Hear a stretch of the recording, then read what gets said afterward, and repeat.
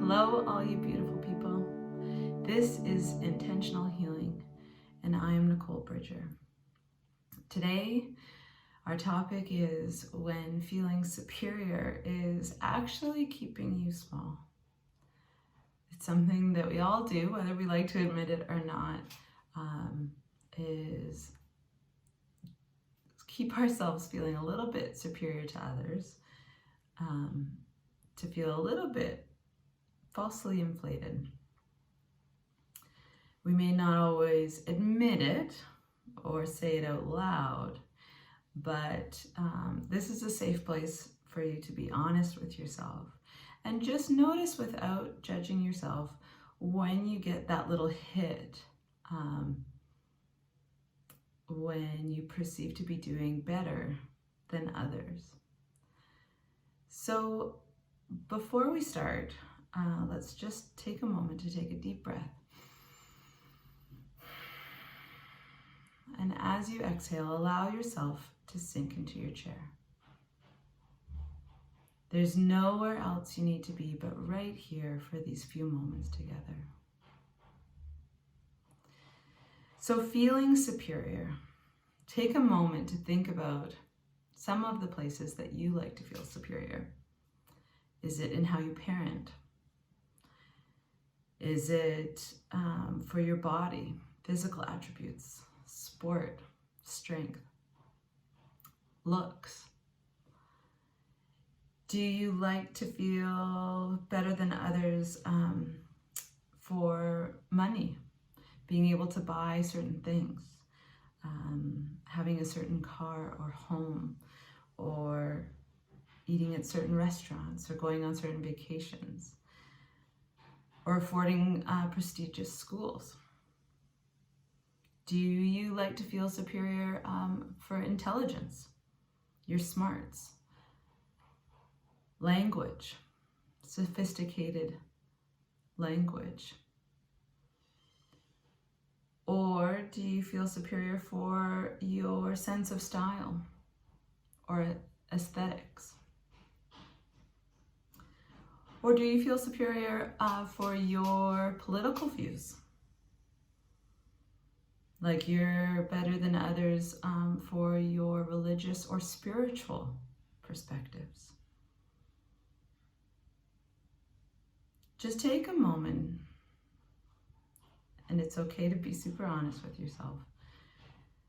Places where you like to feel like you are doing it better than others. And that essentially is us comparing. It's comparing ourselves to others. So why do we compare? Well, to be honest, it's from fear. So if you actually take a moment and ask yourself,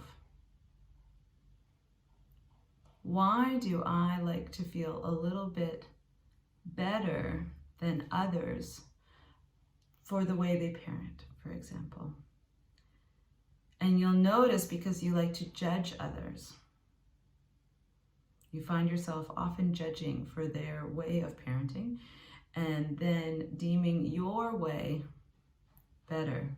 Or if at least they can be a little bit worse than you, then it somehow means that you are better. And where this comes from is really our need to survive. Somewhere in your life you have decided that parenting this way, let's say for example, is the way to exist. This is what's important in life. This is how you get ahead and get to perceived desired happiness and fulfillment. And of course, there's many of them, like all the ones that I mentioned already. And you can play, as I'm talking, with any of the ones that really kind of hit home for you. If it's not parenting, then maybe choose monetary things, or intelligence, or aesthetics, or body. So something inside of us has attached our worth to having this thing. That our sense of worth is identified with whether we are doing it better or not. So we begin to search for validation of whether we are doing it better.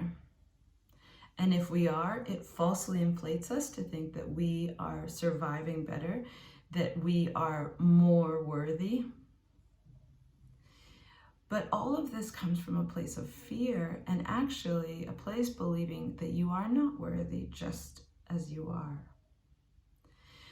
So then it keeps you from actually being able to feel fulfilled or actually enjoy those things.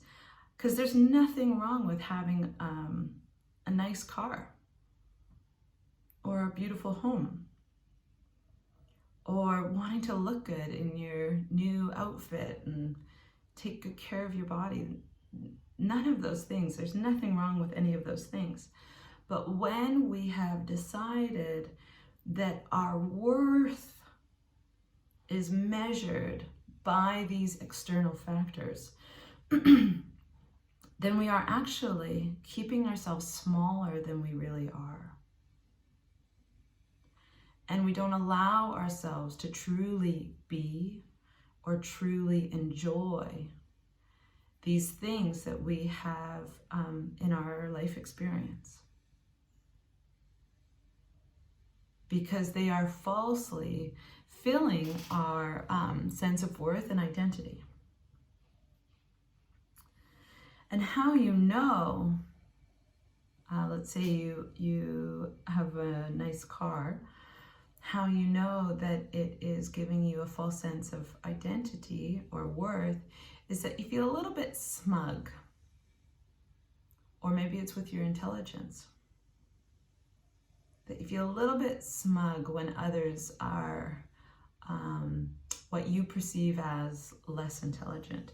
And you actually feel nervous or threatened or defensive when somebody else you perceive to be more intelligent. And you may even find reasons to dislike them, to drop them down from that status so that you can keep your feeling of superiority. So how do we move beyond this? By simply forgiving yourself for having this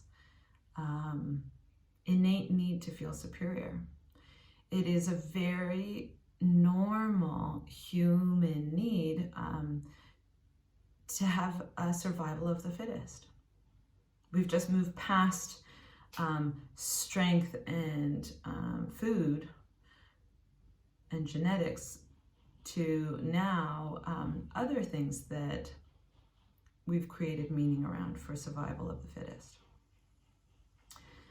So you forgive yourself for having this innate competitive nature, thinking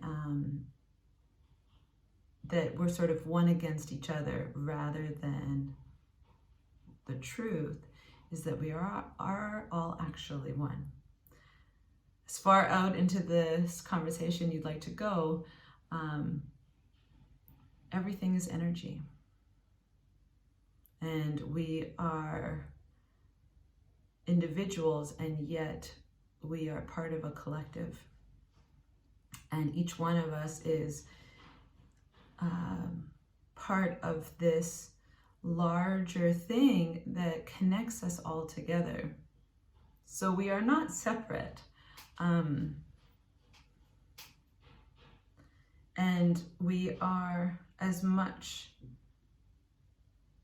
an individual as we are a collective. And once you really understand that in a feeling place, not just conceptually, but you can feel how connected we all are, then you really begin to see that your own bad thoughts are shared with everyone. We think that if we keep our thoughts to ourselves that we don't affect others, but actually thoughts are energy and they are affecting others all the time. You can experiment with this if you like. You can have a couple plants. One you can give loving thoughts to, and one you can give really negative thoughts to. And you will see over a period of a few months how that affects them. And not necessarily even verbally, just with thought energy. So if we are measuring our worth through external factors that are not actually who we are, and I'm talking about our true divine self, then we are limiting ourselves and we are not actually playing as big as we are. When you forgive yourself for having this survival mechanism, let's call it, of needing to feel superior, then you can begin to allow yourself to listen to your divine self, your true self, that says you are worthy beyond measure and you are worthy just as you are. If you had that feeling and you were tethered to that feeling, nothing to prove, nothing to do, nothing to obtain, no superiority to perceive or need to feel like you're doing it better, and you allowed yourself to just be, then you would be able to actually enjoy those things without such serious attachment. Enjoy having a beautiful car, enjoy taking care of your body, enjoy nourishing your mind and filling it with all kinds of wisdom, not to compete, but because you enjoy it, because it's who you are.